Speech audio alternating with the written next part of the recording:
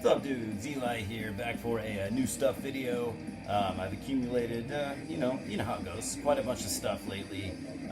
Total random buys. I don't think I went out of my way to necessarily buy any of this, but just stuff that caught my eye. Whether it was just kind of random finds online, Discogs, or a couple local record stores actually too. Quite a variety of stuff here. Almost all metal. A little bit of prog. I got a punk album, and some horror movies. So let's get going. We're actually listening to, for the first time, listening to a band that I really love. The newest Disaster album from Metal Blade Records just came out a couple of months ago. Sounds like Disaster so far, and I'm more than okay with that. So anyways, let's get started, I guess. Where shall we start? Maybe we'll start with black metal. Do some black metal stuff. Band I quite like right here. I've been wanting to get more of this guy's stuff, especially from this project. So we got Shot Rock from the mighty Horna. Also one of my favorite Finnish black metal bands, or just one of my favorite black metal bands in general. He's got a shitload of other bands and side projects and all that shit. So one of his kind of like depressive type black metal projects, one of my favorite things that he's done so far, just in general, is Mortualia. So I have the self-titled Mortualia EP here. Came out on Moooooore Records back in 2011. So I guess he's been doing this project over 10 years now. And from what I've heard so far, it's all been really good. If you like that kind of cold, atmospheric, depressive type sound, I mean, it's just really good stuff for what it is. Yeah, just a random Discogs find. I wasn't seeking it out necessarily, but I found it. I actually only really wanted to buy this album right here, and this guy had like 5 other things, and I'm like, well, I gotta grab those too. I'd heard this some years back, maybe around the time it came out. I wanted it ever since, and I just now got around to getting it for some reason. We have the solo album by Reverend Chris Hades, I guess, from the mighty Sadistic Execution and Nozzle, 2 of my favorite Australian bands by far. So yeah, I don't know why I had his 8 written on there, but I'll have to swap that cover out. But yeah, this is his solo album. God damn that glare. It's killing me. It's killing me. It's killing you guys. It's killing everyone. So this is called The Wind of Orion, Pyramids of War. This came out in 2006 on Modern Invasion, an Australian kind of extreme metal label. So yeah, the Reverend Chris Hades was a guitarist, or still is, I guess. I think they're still active, I'm not sure. But guitarist for Sadistic Execution, one of the original members, and one of the earlier members of Nozzle. He might have done some other stuff too, but I'm not sure, and that's what he's most known for. This is just a really cool, kind of dissonant black metal album. Super dissonant, super experimental. I've heard some people say there's kind of like hints of prog in there, or at least prog influences. But I don't know, if you like Portal and Deathspell Omega, stuff like that, I think you could do a lot worse than this album. I also got this split from two good Portuguese black metal bands. Obviously, there's a lot of good black metal coming out of Portugal right now, and here's 2 fine examples with Crystalline Darkness and Pestilencia. I have not listened to this split yet, but I've heard both bands. Just very raw, lo-fi black metal. Very good on both. I haven't heard a lot of both of those bands, but I've been wanting to hear more, so getting this split was a really good way to do that. This came out on War Arts Productions. Not exactly sure what year, but yeah. I know there's a lot of Portuguese black metal fans out there right now, so what do you guys think of these 2 bands? Crystalline Darkness and Pestilencia. Definitely 2 that you should not be passing up if you're into that stuff out of that country. This just showed up in my mailbox a couple days ago. I had been waiting for it. Really stoked to have this one. This is a repress of the debut album from Bloodstorm, the Atlantean War Dragon. A different cover art this time around than the original had. This came out on Agnes Embers. This appears to be that label's first release, so they're knocking it out of the park so far. Bloodstorm were a really cool, well, they're still going actually, black thrash band out of the U.S. Founded by this guy right here. His name is Chris Gamble. He was also one of the founding members of Agoraphobia. So two really cool bands that I absolutely love that he founded. Agoraphobia being, just that old school death metal from the early 90s. Bloodstorm being almost the complete opposite, black thrash metal. I'd say if you like Absu, coincidentally, Chris was actually a live member in Absu for like 5 years, I think. But if you like Absu, I think you definitely should check out Bloodstorm. Maybe not as like technically proficient as Absu, but yeah, kind of a more stripped down version of Absu. And I'm not trying to take any points away from Bloodstorm. I absolutely love them, and I love Absu, but just for a reference point, yeah, great stuff. From what I've heard, this is not only a repressing, it's actually the track listing was adjusted because I guess when the original album was recorded, the fucking engineer, I guess, left the song off entirely. He just forgot to put it on there. So this is actually 8 tracks instead of 7, which the original was. So I'm actually stoked to hear it, to hear this new version. I'm a big, what can I say? I'm a big Enslaved fan. I have a lot of their stuff, maybe 3/4 of their discography. Always wanted to get this album, and I never managed to until now. We have Mardrom, Beyond the Within. This came out on Season of Mist back in 2000-ish, somewhere around there. I think 2000 or 2001. Obviously, this band is known for being one of the early Norwegian black metal bands. They would go on to just do a lot of experimenting. They had a couple, I don't want to say straightforward black metal albums, but they had a couple, somewhat traditional black metal albums, and they just would go on to experiment, and they never stopped experimenting. Every album they put out sounds different than the last, and this one's no exception. Honestly, I had not spent, obviously, I never owned it, so I have not spent a ton of time with this. I've maybe heard it once or twice, so I'm really not going to be able to say much about it other than I'm really happy to have it. There's a couple more Enslaved albums I need, and then I'll have them all finally. This is another band here that I always thought was pretty cool, just never owned anything from. This is a Swedish Black Death album or band. Came out in the earlier, more towards the mid '90s. They weren't one of the earlier bands to play this style or anything. But in Aeternum with the compilation Sins or Past and Present Sins. This came out on Acropolis Records in 2001, and it's a compilation of what I really don't know. I just thought like I said, I always wanted to get something from these guys. Saw it, really cheap at a local record store. Had to grab it, but it looks like it is, from what I can see, yeah, just random tracks off their earlier stuff, like stuff off 7-inch releases and stuff like that. There's some live tracks. It's a compilation. I'm not a huge fan of compilations. I'd much rather just have full-length albums, but it was sitting there in front of me cheap. Had to grab it.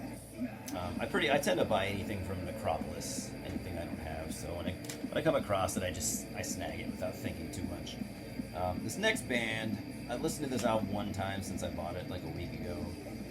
It's not really doing anything for me. I remember when they started to kind of get noticed here in the States.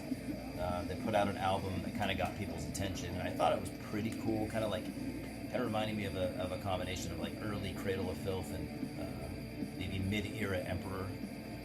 Maybe not as good as that might sound, at least if you like those bands. But I thought it was pretty cool. I always kind of wanted to get that album, never did. So I found this. I think this probably came out a couple years after that. This is a band from Taiwan called, I don't really know how to pronounce it, I guess Chthonic. Yeah, man, I don't know. This didn't do anything for me. It almost didn't sound black metal at all. It was almost more like just a melodic death metal album with, like a traditional Taiwan folky, instrumental parts, which is cool. It's cool for what it is. It's very well played. Great musicianship. Songwriting is good, but just not my cup of tea. But I don't know, if you like melodic death metal with like folky influences, I mean, you might really dig it. I don't really plan on keeping that one. I might listen to it one more time and I'll probably trade it off. Always kind of meant to get an album from this band as well. Just never managed to. Just kind of always eluded me. So this is a solo black metal project out of the U.S. From like the early to mid 2000s. Hills of Sephiroth. And I remember this band's reviews were always very polarizing. There was a decent amount of praise, but there was always a lot of people slagging it. But I think it's just because a lot of people don't like this kind of black metal, and I do. It sounds very much of its time and of its surroundings. That era of black metal coming out of the U.S. There were a lot of solo black metal bands doing that more kind of depressive style, and this band is pretty much doing that same thing. But I just always thought he was really good at it. Solo project, like I said, from Justin Stubbs, also known for like Father Be Fouled. He's done some other cool death metal bands too. But Father Be Fouled is probably what he's most known for. But yeah, he's done a lot of cool shit, and I liked his black metal as well. Then we got some. What do we got? We're just gonna stick to CDs right now. I guess you could call this death metal. This band at least started out death metal, and after the first, maybe even the first two albums, they really started to experiment, adding just tons of orchestration and symphonic stuff. People either love it or they hate it. I actually quite like it. I like most of this band's stuff. I don't hate any of it, at least from what I've heard. But we got third or fourth album, fifth, something like that, from Sweden's Therion with, I guess it's pronounced Theli, Nuclear Blast Records in '96. Some of the worst Photoshop cover art I have ever seen. How bad is that? I mean, the art is bad. The fucking logo is terrible. I haven't heard this probably in over 10 years. I remember liking it though. I want to say it's considered a full length, but I also want to say it's kind of like considered a compilation too. I don't really remember, to be honest. Anyone like Therion? Where do you leave off? I know a lot of people are like only the first album or maybe the first two. Not that many people stuck along for the ride. Like I said, I actually do like their more bombastic, operatic, symphonic, power metal stuff. I like it all, really. Another death metal album here. This was actually one of the first releases that Dark Descent put out. To be exact, this is the sixth release Dark Descent put out. Always intended to get this album, just never did. But I picked it up real cheap, like $3. Beyond Hell with The Sleeper Awakens. Haven't heard it, I don't think, since it came out back in 2010. This was co-released with Skeleton Plague Records. I want to say these guys were from somewhere down south, but I couldn't tell you for sure. It's been so goddamn long. Just remember it being a cool, good old school sounding death metal album. I'll listen to it soon. Refresh my memory. It'll be good though. All right, got a couple not quite traditional, more I guess you could call both of these power metal albums. I've always wanted this album. Once again, don't know why it took me so long to get it. We have Riot with Thundersteel, Easily my favorite Riot album. This came out back in '88. I don't know what pressing this is. It only says '88 on the back, so I don't know if it's a first pressing or don't know. It's in good condition though.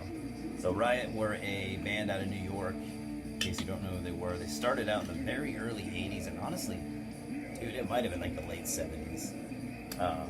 You know, they started out very. These guys easily could have been a new wave of British heavy metal band had they came out. Had they not been from New York and been from England, they would have fit right in. Their early stuff, first couple albums, I don't like as much. It's very hard rockin', you know, street tough, traditional heavy metal. Not my favorite. I like their more power metal type stuff. And this is a speedy, super well played power metal album. I love it. I like some of this band's later stuff too, and the early stuff is very good. It's not quite my thing as much as this. A German band here that I've always really liked. Never owned any of their stuff. Everything I've heard from them has been stellar. And this came out in 2002, and this was the last album they ever did. So we got Germany's Angel Dust. They started out in the early 80s, and they started out they were a total German thrash metal band. Maybe not quite as good as like Destruction or Sodom, but they definitely had the potential. But they would kind of tweak their style every time they put out an album. Their second album was more of like a even by their second album, they were already adding like early power metal influences into their thrash. Third album, they became like a kind of a progressive power metal band, and they just kind of became more and more power metal as they went along. Their last few albums were much more of a modern style power metal. Imagine like something like Camelot. I think they'd slide right in there with Camelot and just fit perfectly. Century Media Records, like I said, haven't heard this album, but I'm really stoked because I like the stuff that came out like directly before it. So I think it's probably going to be pretty good, or at least up my alley. We have a punk album, just because I like this band. I have most of their stuff, almost all of it. I was missing this in my collection. So this is the debut. Glad to finally have it. Came out in '99 on Hellcat Records. Debut album from Tiger Army. I know this band is not for everybody, but I've always liked them. It's I guess what you would call that, like psychobilly style. I like it. I like a lot of psychobilly stuff, and yeah. I like just about everything this band has ever done. Some of it's for me, you know, a little hit and miss, but some of it I think is really strong. Now we have some Froggy type stuff. We got 2000. When did this come out? 2011. I thought it was 2011. Actually, I think it might be earlier than that. 2012. All right. 2012 full-length album by a band that I've actually been talking about on this channel lately. I've been trying to pick up more of their stuff, and this is like the third or fourth album I have now. Got the Mars Volta with Not Tourniquet. Never heard it, so I'm really stoked to hear it. Really like this band's first album, and I've listened to that so much over the years, so I've been trying to become more familiar with their other albums. So this, I don't know if this is their third album, something like that, but yeah. If you missed me talking about the Mars Volta in previous videos, they started out a two-man band, didn't they? I thought it was two dudes. But anyways, it's two dudes that used to be in that band at the drive-in. When they split that up, that was more like a post-hardcore band or something like that. They split that up and started the Mars Volta, which is like nothing like at the drive-in. This was a total kind of prog psych rock type band, and just really fucking good. So I've been trying to get more of their stuff. And another band right here, I've been working on this band's discography, just working on getting all of it. I want every single thing this band has done for sure. And I have never heard this album, so that's cool, and I feel like I'm definitely in for a treat. We have Lark's Tongue and Aspic by King Crimson. This came out in, obviously in the 70s, but I'm trying to find an exact year. 73, 74. Sorry guys. Some of you might know, so I'm sorry I couldn't tell you. I think 74. I think 74. But anyways, yeah, never heard it. Stoked to listen to it because I've liked this band for a long time, but I'm liking them more and more lately. So I decided to pick up another album from Steely Dan. I picked up Pretzel Logic earlier this year. I kind of have that album is very hit and miss for me. I think some of the songs on there are fantastic, but some of it just I don't like at all. I've heard this is, a lot of people say this is this band's pinnacle, so I figured I'd give him one more shot. So I picked up Asia. Heard it's just damn good. This came out in 77. Stoked to listen to it. Does anyone here like Steely Dan? Let me know. And I got a comedy album. I actually had this way back when it came out, because this guy, one of my favorite comedians, one of my favorite people.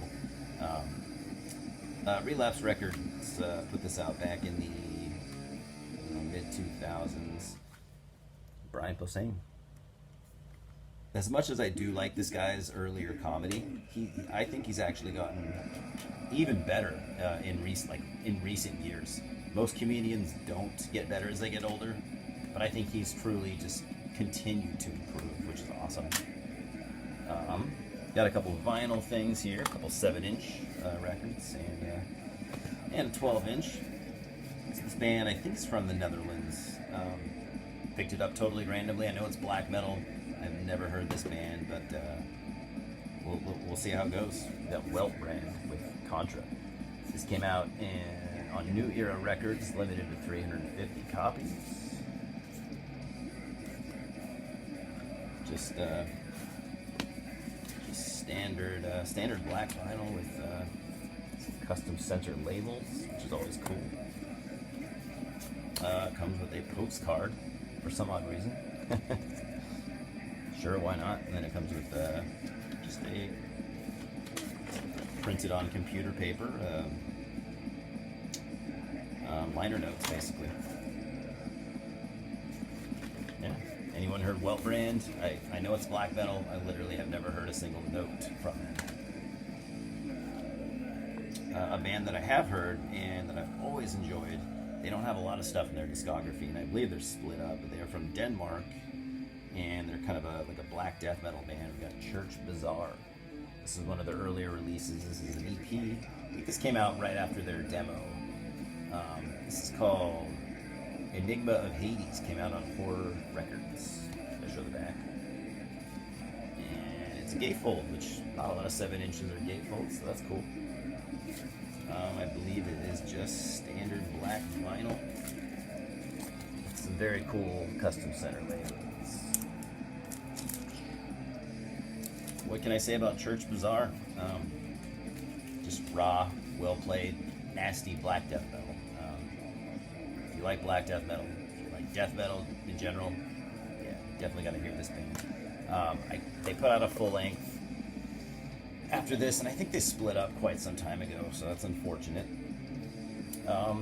This is the second album here from this kind of like cult power metal band.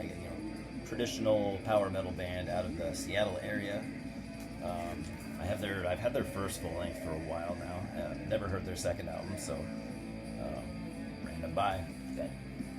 Heir Apparent, One Small Voice. Some of the worst cover art I've ever fucking seen.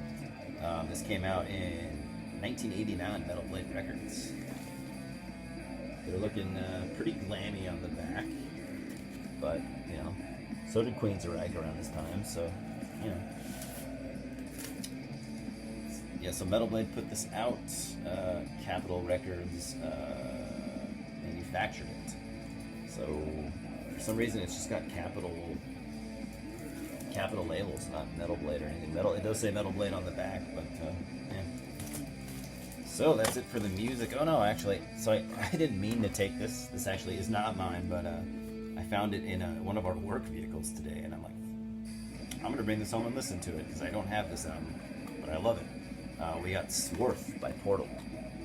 This was what, their second album, I think? This is the tape edition put out by Darkness Attack. Portal. I'll listen to it a couple times, and I guess I'll have to return it. Yeah, pretty cool that I work with dudes that leave Portal tapes lying around, right? I'm a lucky guy. Alright, got a couple horror movies. This is one that I've kind of been talking about with one of my buddies at work recently. And I saw this when it came out, but I don't remember whether I liked it or not, because the first movie is arguably my favorite horror movie of all time. So we got Dominion with the prequel to The Exorcist. So this came out in the early 2000s. Can I get an exact year, please? God damn it, sorry guys. I don't have an exact year, but oh yeah, 2005. So there was a prequel that was put out, because this was basically the first version of the prequel that they recorded. Something about the studio didn't like it, so they basically scrapped it, started over, put out a different version. I've heard this version is much better. I just haven't seen it in a while, so I picked it up for like $2. I've been wanting to rewatch it anyway, so I don't know. Any Exorcist fans? What do you think about this one? I love the original Exorcist. Exorcist 2 I thought was a total piece of shit. Exorcist 3 I thought was very enjoyable.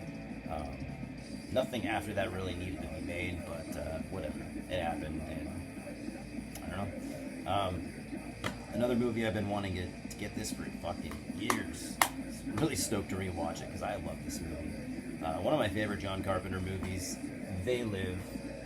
This is the very cool Scream Factory versions. Roddy Piper, oh man, I always love that dude. Keith David, always loved that dude as well. You might be more familiar with the original cover art, I should say, which is timeless and classic. But I figured I'd stick with that cool drawn version. I think it's drawn, whatever you want to call it. It's cool artwork. Couple more here, guys. Halloween 2, love this movie. Love the Halloween franchise, at least half of it, right?